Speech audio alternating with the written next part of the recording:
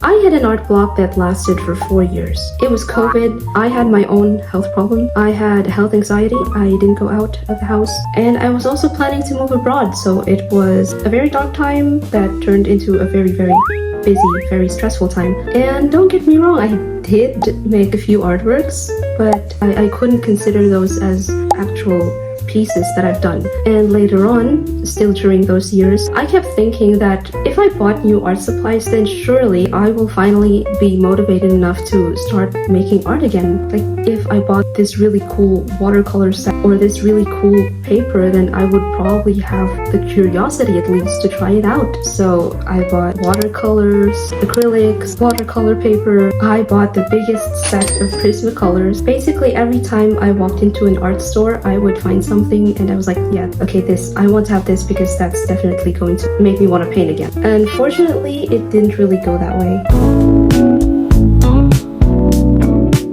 When I finally moved abroad, it was like such a huge feat for me, for us, because we were like, finally, no more paperwork, we can live our lives. And especially for being in Europe, a continent that is known to have the best artists in the world, I was very curious what the art stores had to offer. So we looked and I was really hyped to try everything. First, I tried oil painting. That's the first medium that I really wanted to try, that I've never tried. But I've always thought that I was going to find it very easy because every YouTube video that I've seen with oil paintings, they looked so simple. They made it look so easy and so quick.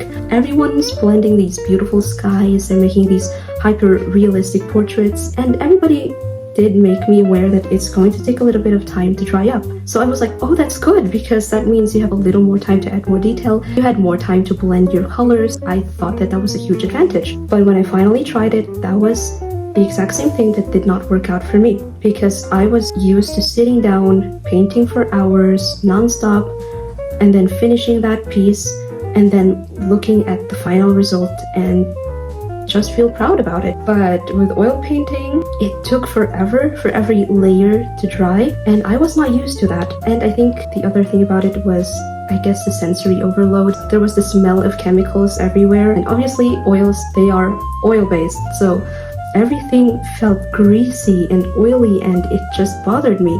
I felt so messy that I was like, okay, oils are not for me. So after that, I stopped painting with oils and basically gave up again, because I thought that I would just immediately be good at it and find my spark again, but that was not what happened. So after that, another art block. I finally tried acrylics. I have tried acrylics before and they dried up much faster than oil. But again, that became the problem because they dried up too fast and I didn't have time to blend, and I felt like this is not very relaxing. This is really stressing me out. So another art block. Then I tried gouache. Way before this, I really was in love with watercolor illustrations, so I was more used to watercolors and everything that felt like watercolors, and I was really expecting for this creamy, very smooth process. But I had trouble with the layering, because once you add a new layer to gouache, it kind of reactivates the previous layer, and the previous layer would suddenly mix into your new layer. But that was a skill issue, but that also stopped me from continuing because I did not want to waste more paper or more time into learning these things. So there continues the art block. Then something interesting happened. While I wasn't becoming a better artist, I was integrating into a new country.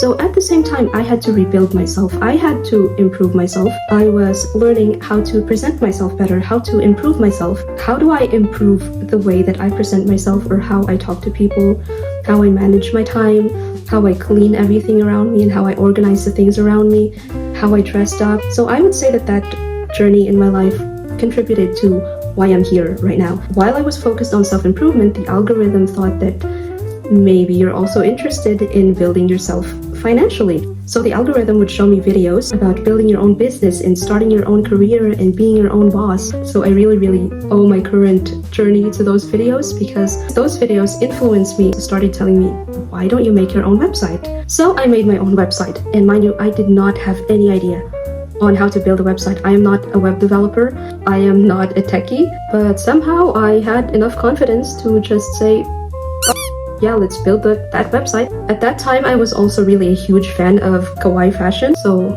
I was like, why don't I use my artistic skills into making my own kawaii fashion line? After making the website, I started making my own designs for graphic t-shirts, and then I started listing them on the website. And those activities taught me, of course, how to run my own website, how to improve my own website, how to list products for sale, a little bit of marketing, and also taught me the reality of how difficult marketing can be, how difficult sales can be, but it's all worth it. So that was my first plan with the website. That was my original plan, to build my own fashion line. But the thing about it was that I kept rushing it. I kept making as many designs as I possibly could without refining them, without actually liking some of them, and without really feeling 100% confident in all of them. Because to be honest, if I wanted to start my own fashion line, I would want to focus making dresses and not graphic t-shirts. So I kind of, again, lost that motivation, that spark in continuing my website or continuing that career path. But again, this is where it starts, because that website was not wasted. Last year, about the same time, I think July or August, when I was finally having some free time from my fashion designing job, and I finally had an iPad at that time, so I was able to learn Procreate, I made this illustration of a boba tea. To be very honest, I didn't like it that much. I still don't, but I was like, this is, I think, the first artwork that I made for myself, and that I finished in such a long time. And I'm glad I recorded it, and I started posting it online. So I started a TikTok account for my artworks, and I posted that video there, and at that time I think it got, I don't know, probably 200, 400 views, and I had 4 followers. And after that I did more digital food illustrations, but I still also was not feeling it 100%. And I finally thought that maybe I'm not enjoying it because these take too long to make for something that I'm not really happy with. So for some reason, it finally occurred to me, and I started making paintings the size of Magic the Gathering cards. And I was like, they're small, I could finish them quickly, and I could store them in card holders. So I started cutting watercolor paper, and I started making my first ACEOs. And mind you, I had no idea that they were called ACEOs. So I made about 6 in one evening, and at that time I felt like that was such a great feat for me, because they actually felt like finished artworks. The next day, I noticed that I was hyped to make more. So I started making more and more and more, and I put them in a card holder, and I took a video, and I posted it on TikTok. And finally, at that point, I was finally saying, these are my artworks. I made these. And when I posted those, I had the caption something in the lines of, I had an art block for 3 or 4 years, and making these tiny paintings fixed it. And for some reason, the views kept going up and up and up. The views went from 0 to 100 to 10,000 to 20,000. And when I woke up the next day, the views were at 100,000. And when I went to bed at that same night, the views were already at 200,000. And people kept commenting, where can I buy your artwork? How do I buy this? Do you have this type of painting? If you do, I would like to buy that. So instead of me saying, oh, that's nice, they want to buy my artwork, I feel so flattered that you want to have my artwork. Instead of doing just that, I went immediately to the website that I built.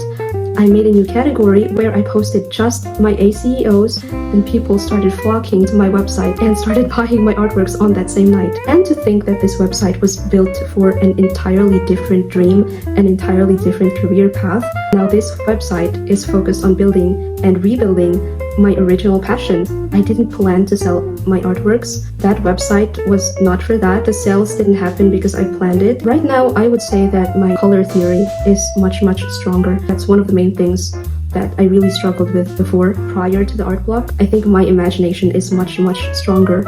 I used to draw things that were more focused on reality, just a little bit romanticized. But now I'm not afraid to be more surreal. I'm not afraid to show creativity and strange things. I pay more attention to detail. I learned so many things that a professional artist should know. I also learned about framing. As you can see here, I framed all of that by myself.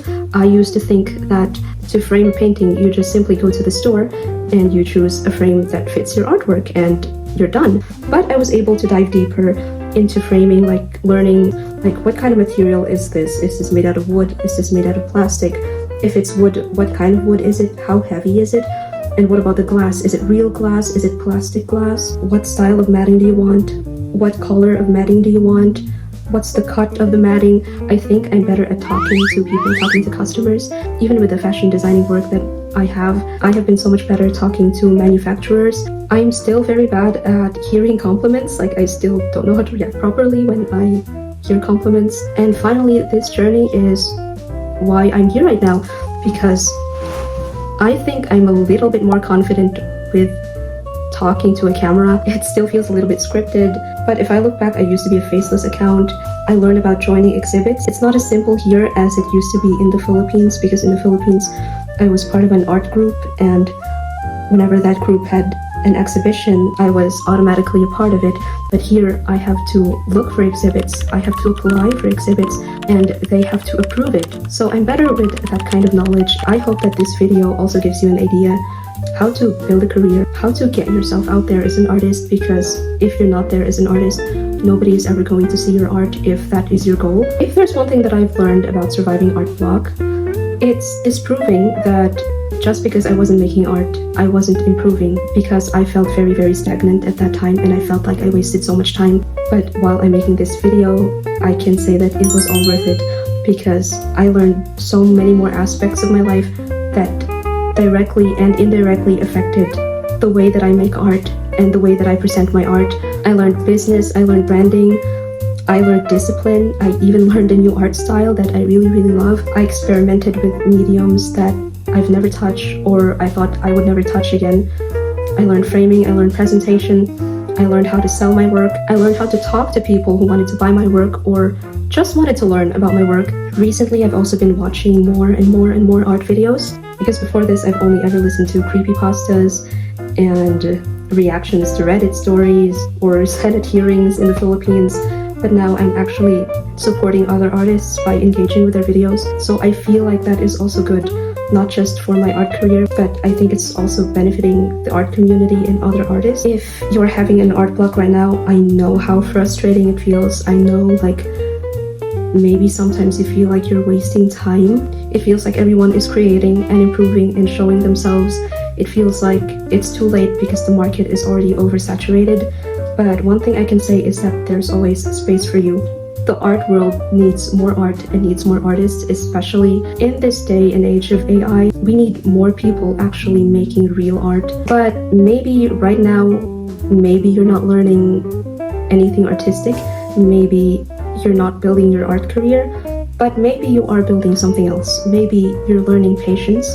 Maybe you're learning discipline. Maybe you're learning more about yourself and learning about the other people around you.